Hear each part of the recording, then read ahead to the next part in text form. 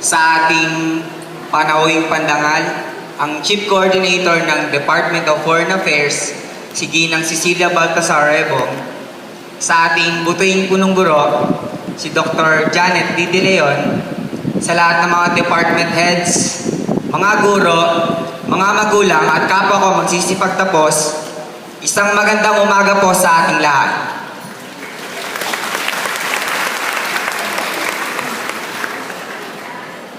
High school. 2 words, 10 letters, short but is very meaningful. Ito yung 4 na taon ng pagdadala natin ng mabibigat na bag at file case. Ito rin yung 4 na taon ng paghingi natin ng 1/4 sa katabi pag may short quiz. Ito yung 4 na taon ng pagdadala natin ng paggawa natin ng kanta, dula at kung ano-ano pa ang mga presentation para sa reporting at group activities na karaniway on the spot na lang. Para naman sa iba, kagaya ko, ang high school ay 4 na taon ng pagising ng maaga at pag-uwi ng late kasabay ng mga nagtatrabaho. In short, ang high school ay 4 na taon natin pagsisipag para sa mga diploma. Pero kung ating pag-aaralan at susuriin, ang high school ay isa sa mga pinaka-importanting yugto ng ating buhay. Ito yung 4 na taon ng pagyaman ng ating kaalaman at karanasan na nakapekto ng malaki sa bawat isa sa atin. Natutunan natin kung ano nga ba talaga yung kahulugan ng X sa algebra at nung sine, cosine at tangent sa trigonometry. Natuto rin tayong gumawa ng documentaries, music videos, natutunan kung ano-ano yung mga teorya ang gamit sa mga akda, natutong mag-solve ng balanced chemical equations gamit ang stoichiometry, nalaman kung ano yung tunay na meaning ng ceteris paribus, nalaman kung ano yung steps ng iba't ibang Latin dances, natutunan kung paano pinagkakaiba ang plant at animal cell, gayon din ang converging at diverging lens. Natutunan din natin kung paano manahi, gumamit ng seal screen, mag-edit sa GIMP, at kung paano yung tamang pag-fill up ng 10-column columnar pad. Natuto din tayo kung paano nga ba yung tamang pagdidepend sa harap ng panel, tsaka kung paano yung gumawa ng maayos na article. Yung mga nabanggit ko, ilan pa lamang yun sa daan-daang natutunan natin habang nag-aaral tayo ng high school. At yung hindi natin malilimutan sa lahat, yung paikisama, yung paikisalamuha natin sa iba't ibang uri ng tao na ating nakilala, nakasama, at naging mga kaibigan habang tayo ay nag-aaral. Sila yung kasama mo pagpunta ng CR o kaya sa kantin. Kasama mo pagpunta sa iba't ibang fast food chains o kainan sa labas. Kasama mo pagpunta ng iba't ibang colleges and universities para mag-research o di kaya naman mag-entrance exam. Kasama mo rin sila sa complex pagja-jogging o kaya pagsa-soccer. Kasama mo sa computer shop magre-research para sa assignment. At yung pinakakaraniwan, kasama mo sa galaan sa mall o sa pistahan para makaalis ng bahay pagka walang pasok. Lalaki man o babae, naging kaklase man natin sila o nakasalubong lang, sila yung nagdulot ng pinakamalaking pagbabago sa ating pagkatao. Ngunit eto na, sabi nga ni Ma'am Villanueva ng practice natin, ito na yung araw na pinakahihintay nating lahat. Yung araw na magkasabay na malungkot tsaka masaya.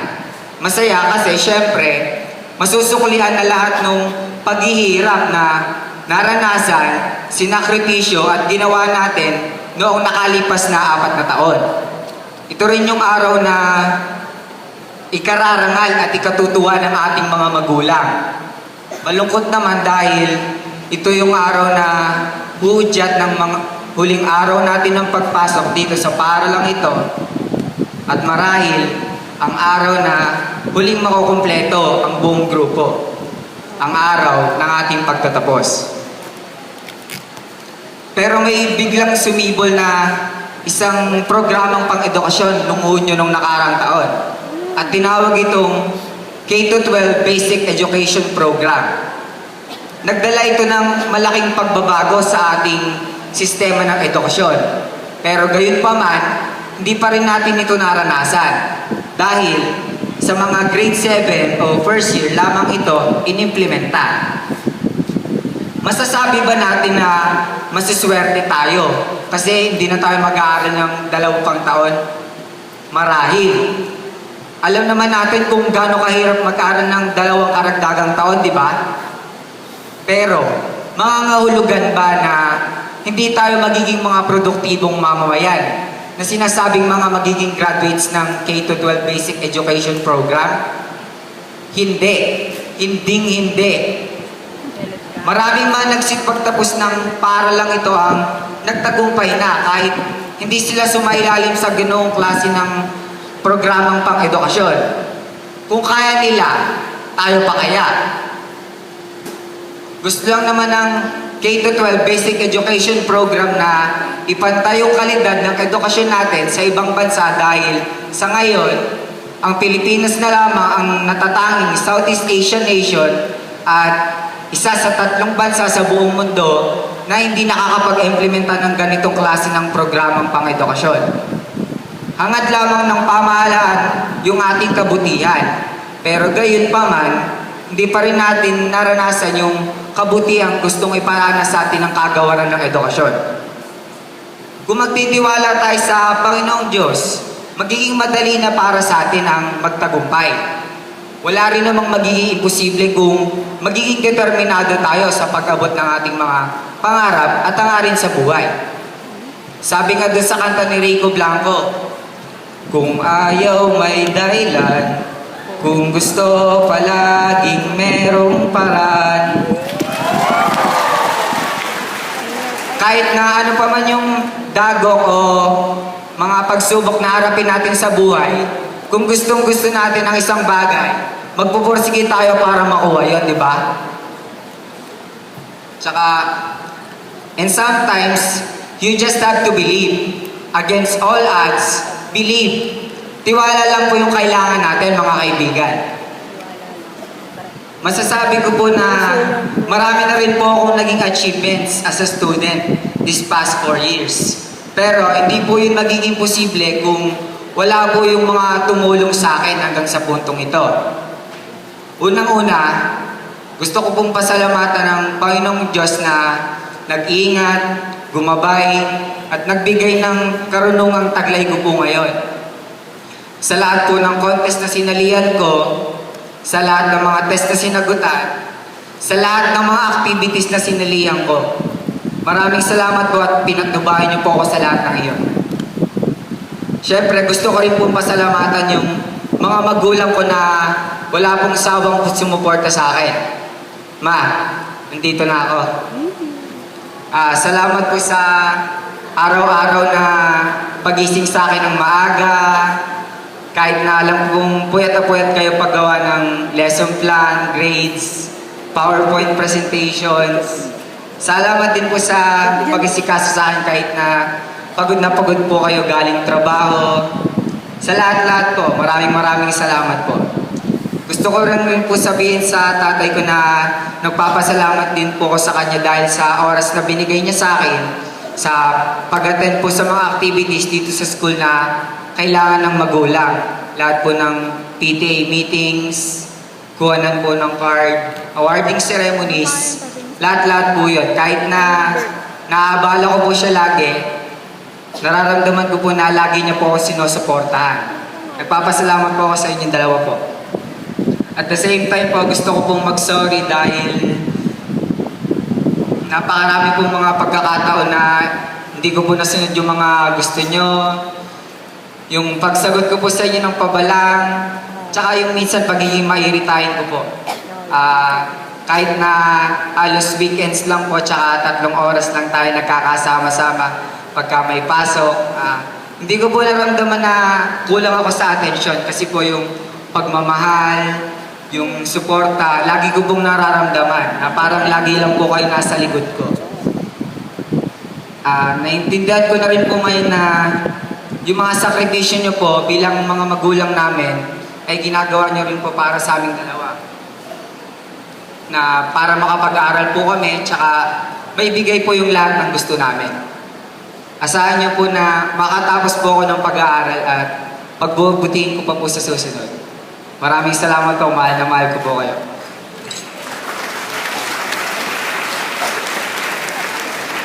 Pinapasalamatan at kinokongratulate ko rin po lahat ng mga magulang na naririto sa bulwagang ito.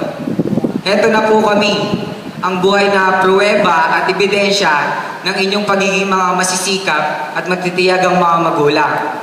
Kung wala po kayo sa aming buhay, wala rin po kami sa selebrasyong ito. Kaya maraming salamat po. Palakpakan po natin ang ating mga magulang.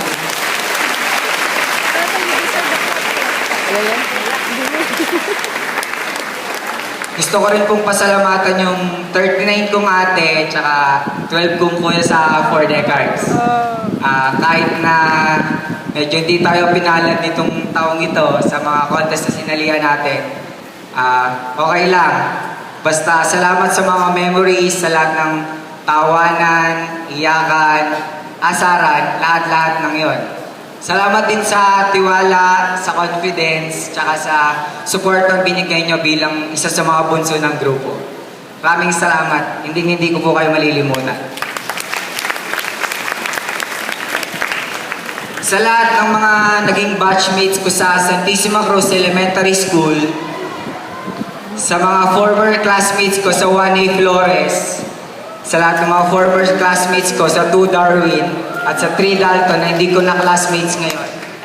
Maraming salamat din dahil naging malaking parte kayo nung maturity ko as a student.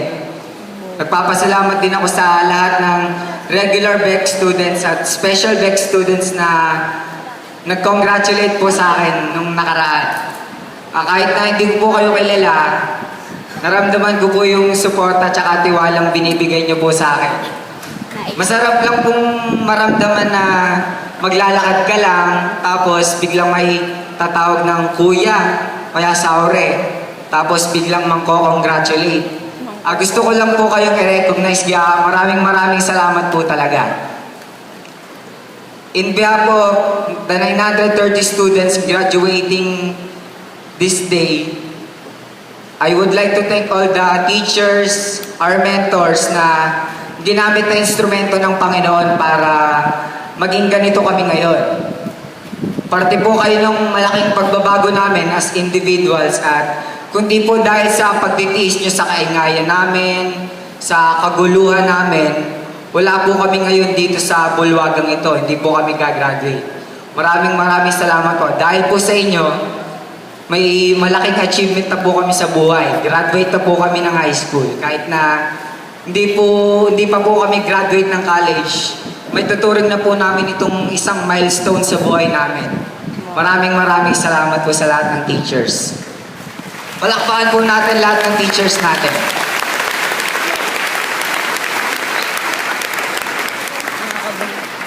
Hindi man tayo naging parte ng K-12 Basic Education Program, naniniwala pa rin ako na abot ng ating kakayahan na mapantayan yung mga expectations sa grupo natin. Isipin na lang natin na yung 4 years natin dito sa Pedro Guevara Memorial National High School ay nagsilbi nating training grounds para may prepare tayo for more years to come. Yun lang po muli, maraming salamat po at magandang umaga po muli sa ating lahat.